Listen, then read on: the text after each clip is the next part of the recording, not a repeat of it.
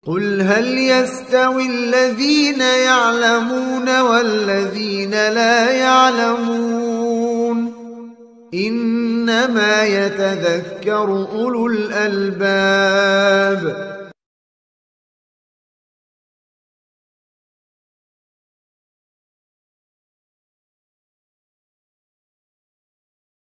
Lau ahad sa'alak, andai saja seseorang bertanya kepadamu, ma huwa manhajus salaf? Apa sih itu manhaj salaf itu apa? Kul, katakan, huwa tamassuk, berpegang teguh. Manhaj salaf adalah berpegang teguh bima kana alaihi Rasul sallallahu alaihi wasallam wa sahabatu wa ridwanullahi alaihim. Berpegang teguh kepada nilai-nilai sebagaimana Rasulullah sallallahu alaihi wasallam dan para sahabat-sahabatnya radhiyallahu anhum. Hadza huwa manhajus salaf. Inilah metode salaf. Idza kanat hadhihi an-nusus kulluha tadullu ala anna sabilan najat wal khuruj min al-fitan wal khuruj min al-ikhtilaf wal khuruj min at-tafarruq huwa bitamassuk bimanhajis salaf, idzan nahnu bihajah daiman ila an natadhakkar wa yudzakkir ba'duna ba'dan manhaj salaf fi hadzal mawdu'. Ya. Apabila nas-nas yang jelas ini dari Allah dan dari Rasulnya sallallahu alaihi wasallam menunjukkan bahwasanya jalan keselamatan dari fitnah, ya, solusi dari semua perpecahan, perselisihan, ya, yaitu dengan berpegang teguh kepada manhaj salaf, maka kita perlu untuk senantiasa, ya, mengingatkan diri kita dan saling mengingatkan satu sama lain, ya, untuk berpegang teguh kepada manhaj salaf, ya. Sebagaimana yang dibahas di dalam kitab ini, di dalam perkuliahan ini, min huna ja'at kalimah manhajus salaf fi unwan hadhil muhadarah. Loh, dari sinilah, yakni dari nilai inilah, ya, manhajus salaf kita menjadi bahasan kita di dalam perkuliahan ini. Loh, karena kan kita sepakati manhaj salaf sebagaimana datang keterangannya dari Allah dan Rasulnya, inilah jalan para ahlus sunnah. Ahlus sunnah itu siapa? Mereka yang mengikuti Rasulullah dan para sahabat radhiyallahu anhum. Mereka yang paling berhak dan layak untuk menyandang gelar ahlus sunnah. Dan itulah satu-satunya jalan keselamatan. Apabila kita sepakati bahwasanya jalan ini adalah jalan keselamatan, sebagaimana kabarnya datang dari Allah dan Rasulnya sallallahu alaihi wasallam, maka kita sepakati bahwa kita harus mempelajari hal ini. Harus terus menyerukan manusia dan mengingatkan satu sama lain dengan konsep ini. Ya, agar kita kembali semua kepada solusi ini. Ya, selamat dari perpecahan, dari perselisihan, dari penyimpangan dan lain-lain. Ya. Qal fi at-ta'amul ma'al inhirafat al-aqdiyah wal manhajiyah. Di dalam bermuamalah atau menyikapi penyimpangan-penyimpangan akidah dan manhaj. Tuh, manhaj salaf di dalam menyikapi, ya, penyimpangan-penyimpangan akidah dan manhajiyah. Jadi, sebagaimana kita jelaskan selalu dari dulu, bahwasanya ahlus sunnah mah semua juga ngaku ahlus. Semua ngaku ahlus sunnah. Lalu siapa yang paling layak sebenarnya menyandang gelar ahlus sunnah? Semakin mirip amalan mereka dan akidah mereka kepada apa yang datang dari Rasul dan para sahabat, maka mereka semakin worthy, semakin layak untuk menyandang gelar ahlus. Lihat dari amalan kita, lihat dari praktek beribadah kita, lihat dari akidah kita, lihat dari mindset dan metode kita di dalam beragama. Mana yang lebih dekat kepada apa yang dituntunkan Rasulullah sallallahu alaihi wasallam dan mana yang liar membuka inovasi, peluang inovasi dan improvisasi di dalam beragama. Mana? Nah, jadi Islam akan menjadi 73 kelompok. Yani semua kelompok yang ada pasti akan mengatakan kami ahlus sunnah dan kami berada di atas Quran, hadis, Quran, hadis, Quran, hadis. Terus, what makes us so different? Apa yang membuat kita sangat berbeda dengan 72 yang lain? Apa yang membuat kita sangat berbeda?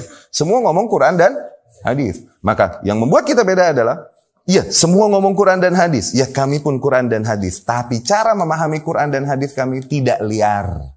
Menerapkannya tidak liar. Kami hanya memahaminya dan menerapkannya sebagaimana para sahabat radhiyallahu anhum memahami dan menerapkannya. Tuh, ketika tidak ada contoh bentuk memahami demikian dari mereka, ketika tidak ada contoh bentuk penerapan demikian dari mereka, okay? Maka kami meninggalkan hal tersebut.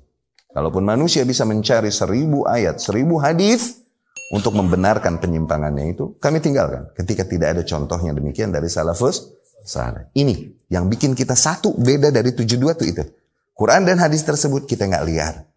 Kita hanya memahami dan menerapkannya sebagaimana pemahaman dan penerapan ala sahabat radhiyallahu anhu. Itu ahlus sunnah. Itu salafiyah. Konsep ini. Ya. Fi ta'amul ma'al inhirafat al-aqdiyah wal manhajiyah. Di dalam menyikapi ya penyimpangan-penyimpangan akidah dan manhajiyah. Soal ats-tsani, pertanyaan yang kedua. Hal hunaka ikhtilafun bainal aqidah wal manhaj? Apakah ada beda antara akidah dan manhaj? Nah, ini ulama juga berbeda pendapat. Ada yang bilang sama, ada yang bilang beda. Awas. Ini cuma penjelasan Syekh Hafizahullah. Kita ambil ilmu di antara wawasan-wawasan yang ada. Tapi maknanya nanti di dalam penerapannya ketika kita berjalan, jangan kaget kalau ada ulama lain yang memahami manhaj dan akidah ini berbeda dalam artian dari sisi istilahnya, jangan kaget ya. Ini sebagaimana yang disampaikan oleh Syekh Bazmul Hafizahullah. Syekh sendiri berkata bahwasanya di antara para ulama ada yang bilang manhaj dan akidah dia juga. Ada yang bilang lah manhaj dengan akidah dua hal yang berbeda. Ya. Kita baca dulu penjelasan dari Syekh Hafizahullah. Naqul, kita katakan hunaka ikhtilafun bainal manhaj wa bainal aqidah. Ada perbedaan antara manhaj dan antara akidah. Lakinnahuma mutalaziman. Tapi manhaj dan akidah tetap beriringan bareng. No. Kaifa kumaha. No. Bagaimana? Sa'ashrahu laka. Nih, aku jelaskan kepadamu. Aqul. Maka aku katakan. Al-aqidah hiya man aqada alaihil qalbu. Sesuatu yang diyakini oleh hati. Minal imani billah. Dari keimanan kepada Allah. Para malaikat-malaikatnya, kitab-kitabnya, rasul-rasulnya, hari akhir, qadar yang baik dan yang buruk. Sesuatu yang diyakini oleh hati, ini yang dibilang akidah. Oke? Wa arkanul Islam, rukun Islam, sebagaimana kita ketahui, la ilaha illallah Muhammad Rasulullah, mendirikan salat, menunaikan zakat, berpuasa Ramadan, haji, ya, bagi barang siapa yang mampu. Dan ihsan adalah an ta'budallaha ka'annaka tarah fa illam takun tarah fa innahu yara. Ihsan adalah ketika kau beribadah kepada Allah seolah-olah kau melihatnya. Dan apabila kau tak melihatnya namun senantiasa ia melihatmu. Ya. Ini adalah Islam, iman dan ihsan. Ini yang disimpulkan dari hadis Jibril alaihi salam, ya. Wa umur sa'ah, dan perkara-perkara yang berkaitan dengan kiamat. Wa ma yata'allaq bil yaumil akhir, dan kemudian yang berkaitan dengan hari akhir nanti. Wa ma yudhafu ila hadhihi minal umur al-i'tiqadiyah, dan apapun ya selain hal-hal demikian yang berkaitannya dengan akidah, allati yanbaghi an yanaqida 'alaiha qalbul muslim, yang sebagaimana idealnya seorang muslim meyakini hal tersebut, itu masuknya akidah. Tuh, akidah hal-hal yang kaitannya dengan keyakinan, oke? Okay? Awas, tauhid keyakinan bukan? Jadi tauhid sama akidah sama? Awas, hubungannya umum khusus. Oke? Okay? Tauhid akidah. Tapi akidah itu selalu tauhid? Enggak. Akidah ini membahas tentang azab kubur. Tuh, keyakinan enggak? Sirat nanti di akhirat, iya kan? Haud di surga, telaga di surga. Iya kan? Itu akidah nggak? Akidah. Nah, bicara tentang tauhid adalah akidah yang berkaitan dengan zat Allah. Bab akidah yang berkaitan dengan zat Allah, ini yang dibilang tauhid. Okay? Jadi, akidah yang paling mendasar adalah akidah seorang hamba tentang zat Allah Subhanahu wa taala. Itu tauhid. Dari sisi uluhiyahnya, rububiyahnya, dan al-asma was sifatnya. Itu tauhid. Jadi bicara tentang akidah belum tentu lagi ngomongin bicara tentang tauhid, itu ngomongin akidah masuk sebenarnya, ya, karena kaitannya dengan keyakinan. Zen? Dapat difahami ya? Wal manhaj, adapun manhaj yuqsadu bihi, maka dimaksudkan dengannya as-suluk adh-dhahir. Al-amal adh-dhahir bina'an ala hadzal i'tiqad. Tuh, penerapan di ranah praktis.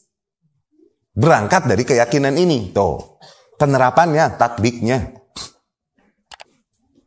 berangkat dari keyakinan tersebut, itu manhaj, kata Syekh hafizahullah. Fa bainal aqidah wa bainal manhaj farqun, maka ada perbedaan antara akidah dan antara manhaj.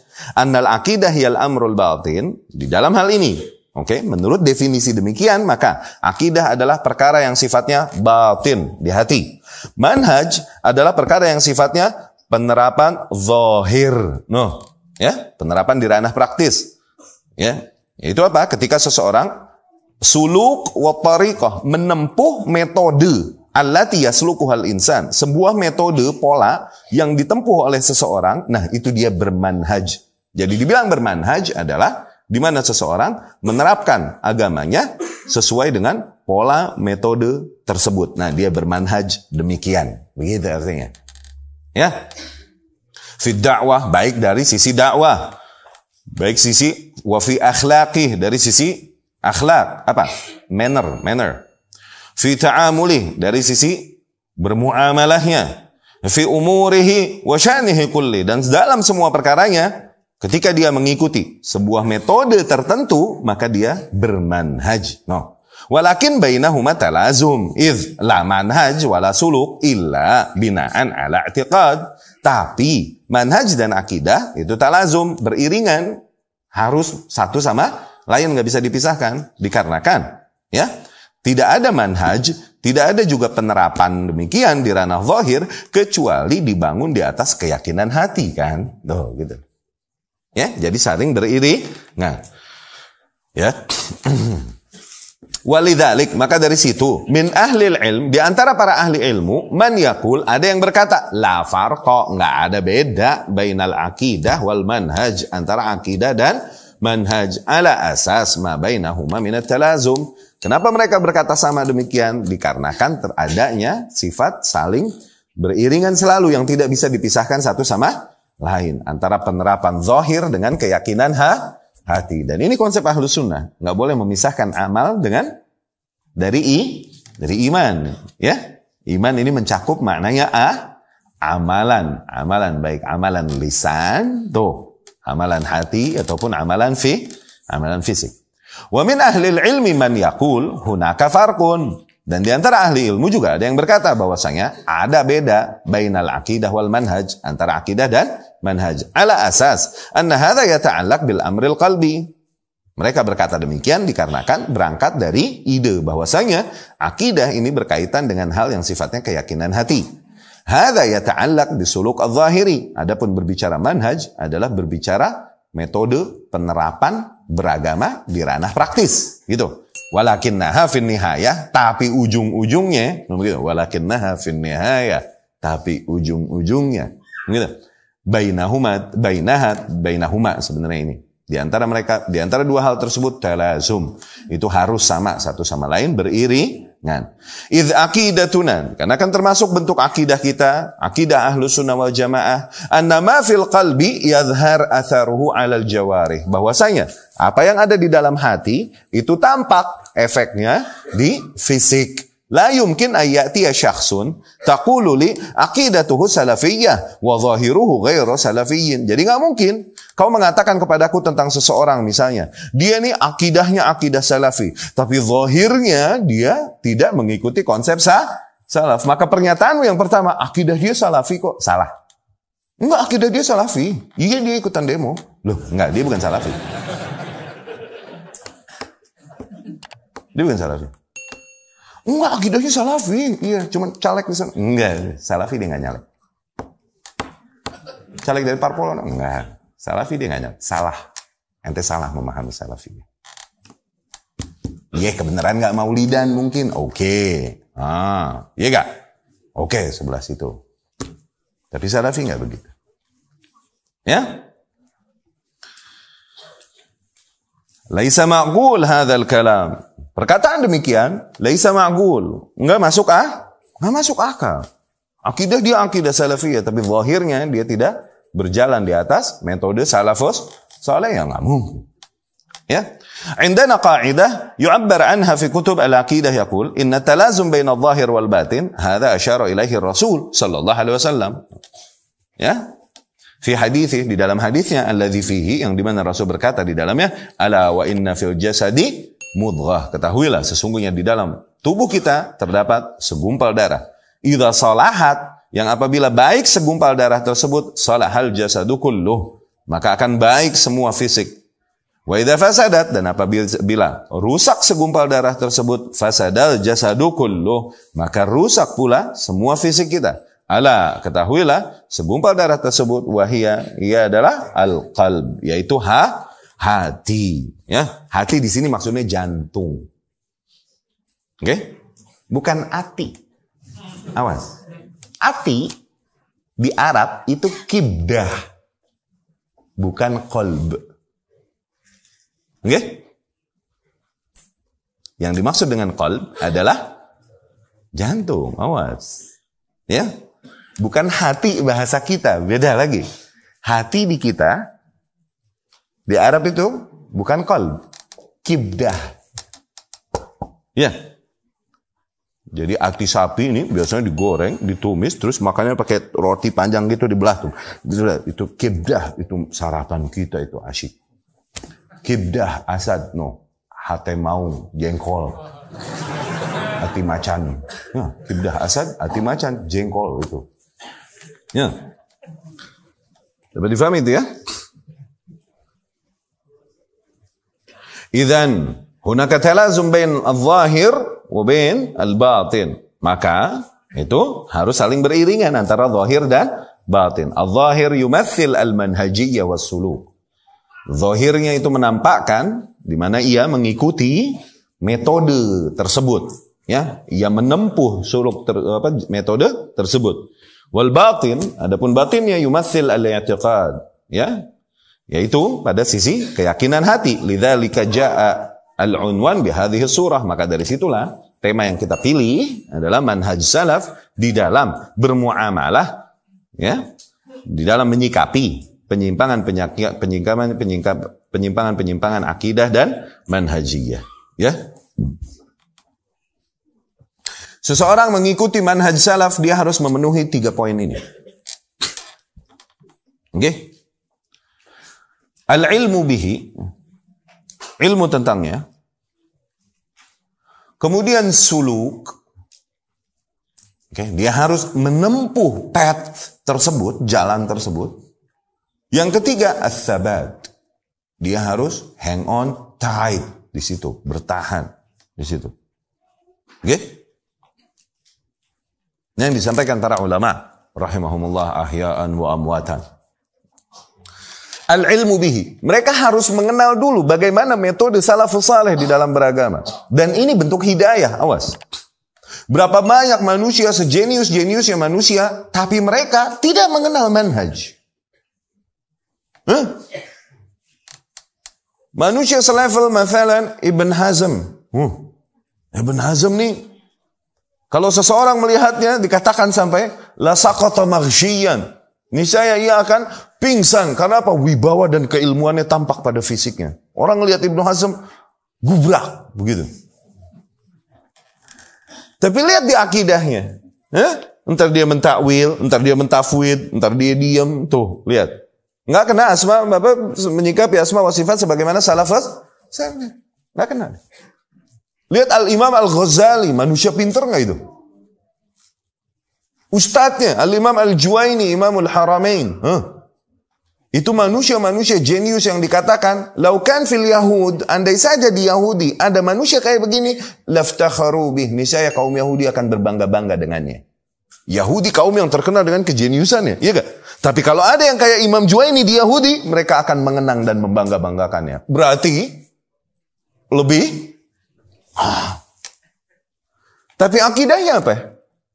Mu'tazilah. Di akhir hayatnya dia baru tobat dan kemudian dia pikir dia masuk ahlus sunnah, padahal enggak, dia ke Asy'ariyah sebenarnya. Al-Imam Al-Ghazali Asy'ariyah sufi. Di akhir hayatnya baru menemukan manhaj salaf, akidah ahlus sunnah, ahlul hadis, mengikuti metode itu baru. Tapi ya udah keburu dikenal dengan namanya di track recordnya di dunia sufis. Al-Jahiz, pernah dengar Jahiz? Ini muridnya Wasil bin Atha. Iya gak? Yang muassis Mu'tazilah. yang keluar dari majelisnya Hasan Al-Basri. Pernah dengar itu? Nah, dia punya murid nih. Murid pentolannya diantaranya Al-Jahiz. Ini orang genius. Oke? Jahiz, kalamnya itu jadi hujjah di nahu, di ilmu gramatikal bahasa Arab. Jago bahasa luar biasa. Dan dia orang yang dikenal memiliki photographic memory. Kalau dia lihat sesuatu nih, dia lihat selewat, tuh, dia hafal apa yang dia lihat. Jahiz, bro. Dia mampir ke warung buku, punya fulusnya sedikit nih. Coba lihat buku yang itu, toko buku, dibagi. 1, 2, terus lihat. Tutup, udah hafal semua nih. Bukan yang ini yang Anda cari. Coba lihat yang itu, dibagi lagi. Bukan yang ini, coba lihat yang itu, begitu malah. Akhirnya ketahuan sama yang tukang buku lama-lama. Oh, ini dia begitu nih. Pas datang lagi, coba lihat yang itu, ditimpa pakai buku, jeder, dia lari. Jahiz. Terus dia punya fulus sedikit. Kalau beli buku cuma dapat dikit kan? Dia bawa ke tukang buku. Ini fulus buat ente semua. Tapi biarkan aku nginep di tokomu sehari aja. Pagi-pagi udah hafal semua isinya. Oke? Matinya ketimpa buku. Buku roboh. Syubhat. Tapi akidahnya apa? Mu'tazilah. Dan dia membanggakan kemu'tazilahannya. Ini apalnya? Tuh, syubhatnya parah gak sejenius itu? Ada di zaman kita yang kayak gini. Bangsa Anda bilang, bro dia sesat. Udah diem deh lo tat. Bangsa begitu gak lo sama gue? Kalau ada yang sejenius itu di zaman ini. Tuh, syubhat zaman dulu, no. Kenceng gak? Ini baru ngeliat orang yang... Tuh, gue sebut nih.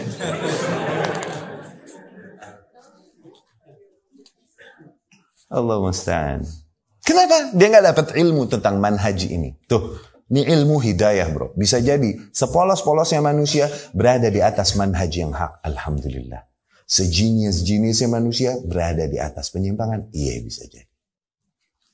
Nah, kita berada di atas ini. Sehingga para salaf berkata, ni'matan. Ada 2 nikmat. Oke? Dan ini sama-sama besar dan aku tak tahu yang mana yang lebih besar dari yang lain.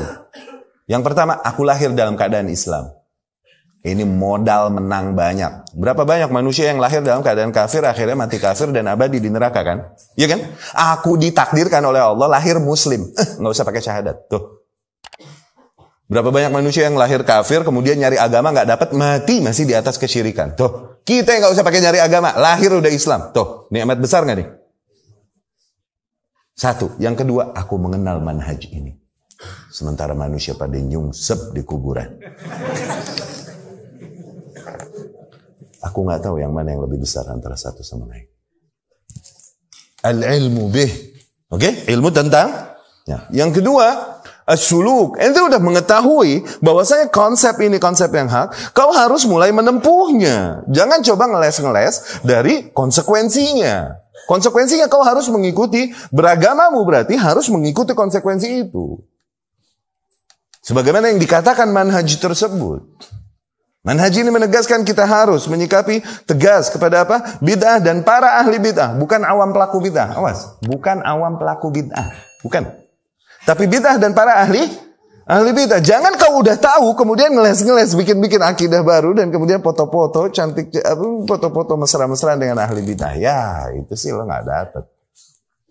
Belum suluk, belum menempuh this path. Oke? Suluk.